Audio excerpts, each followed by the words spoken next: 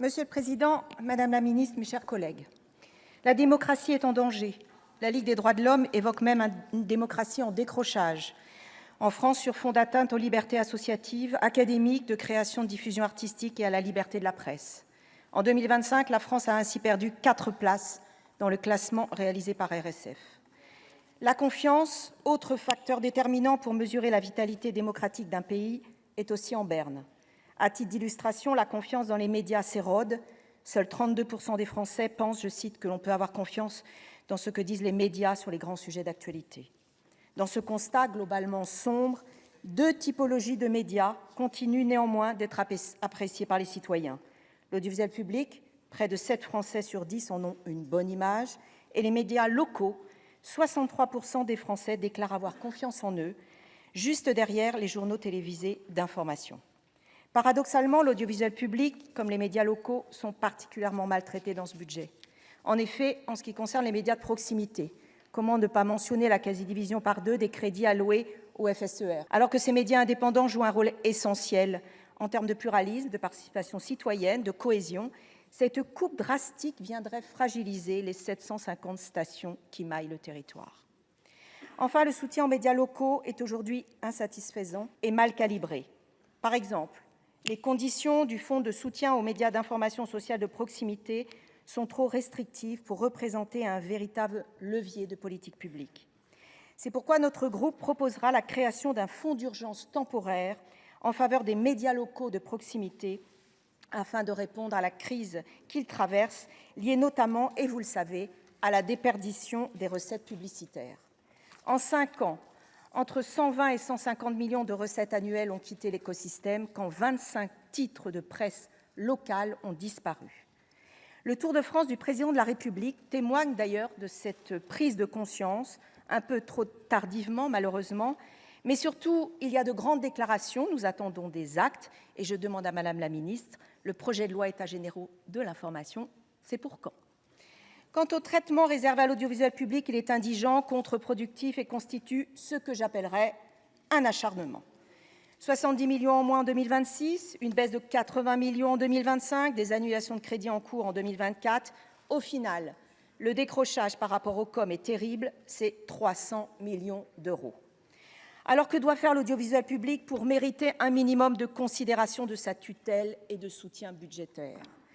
Depuis 2008, l'audiovisuel public a perdu 1,3 milliard d'euros en valeur réelle, soit un tiers des crédits qui lui sont octroyés dans le cadre de ce PLF. Alors, sur certains bancs, ainsi qu'au gouvernement, le mot d'ordre est « réformer ». Je n'ai jamais été contre la nécessité de réforme. Mais pardonnez-moi, comment voulez-vous que l'on permette à l'audiovisuel de se réformer alors que l'on sabre en permanence ses ressources ?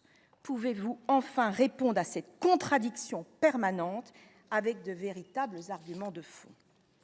Car les économies imposées cette année, je pense qu'elles sont de trop, dans la mesure que ce sont les programmes de flux, les programmes de la création audiovisuelle qui vont être affectés. Pour le dire simplement, ce budget va ébranler l'ensemble du secteur audiovisuel, des sociétés de production, aux scénaristes, aux documentaristes et à la post-production. Et derrière, vous savez que ce sont des emplois.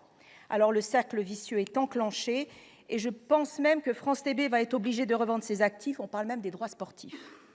Alors que l'heure est à la bataille des contenus, à la lutte contre la désinformation, les ingérences étrangères, nous devrions vraiment trouver un consensus pour investir dans l'audiovisuel public.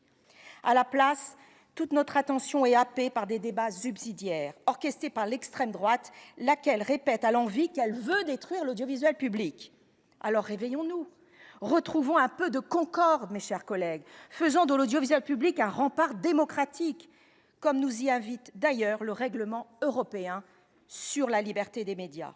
Donnons-lui les moyens de continuer à produire des contenus diversifiés, une information de qualité et de proximité.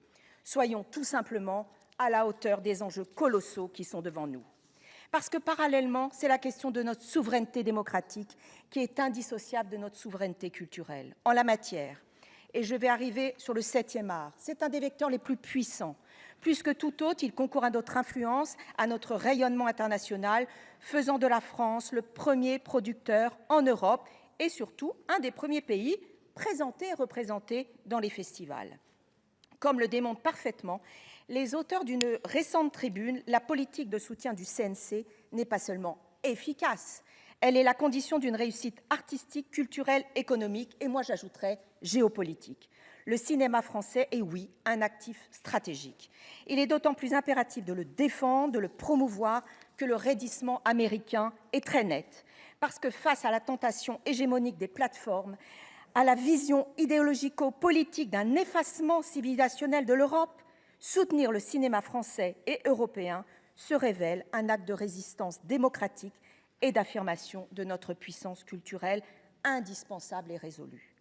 Bien que ce soutien soit fondé sur un modèle vertueux qui fasse de la diversité sa force, sa richesse, il est confronté à des assauts répétés, de plus en plus décomplexés de la part de l'extrême droite, mais pas que, parce que certains appellent à la suppression pure et simple du CNC, quand d'autres estiment que les taxes qui lui sont affectées constitueraient un coffre-fort dans lequel il serait loisible de piocher. Eh bien non, parce que dans les deux cas, supprimer ou amputer le CNC ne serait pas une économie, mais un désarmement culturel qui minerait la souveraineté culturelle de la France, l'excellence de son cinéma et éloignerait la possibilité pour chacun de continuer à choisir librement les histoires qu'il veut voir.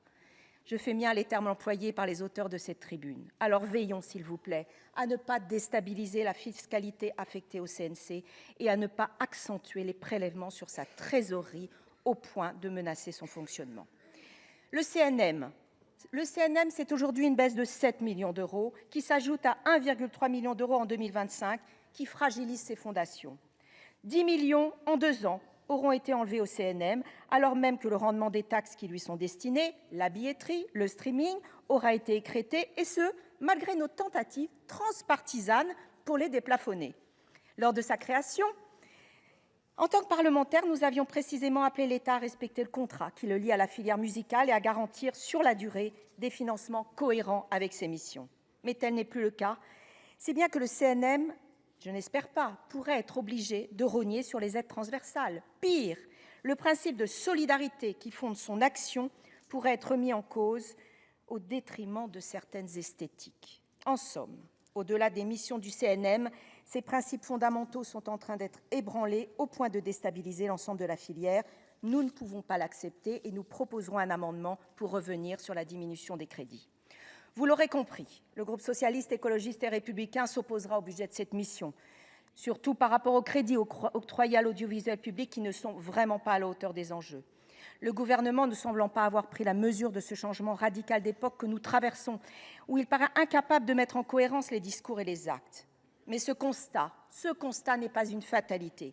Au Royaume-Uni, le ministre d'État de la Culture, des Médias et du Sport, Ian Murray, a ainsi sonné le tocsin pour sauver la BBC et a répondu de manière limpide aux attaques de Reform UK, le parti d'extrême droite de Farage. Nombreux, je cite, sont ceux qui souhaitent la disparition de cette chaîne. Ils préféraient voir Fox News sur BBC One plutôt que BBC News. Mais si nous suivons cette voie, notre nation s'en trouvera amoindrie. Ce combat sera difficile à gagner, mais l'écosystème audiovisuel doit nous soutenir. Quel dommage, Madame la Ministre, que vous n'ayez pas fait preuve de ce même volontarisme politique.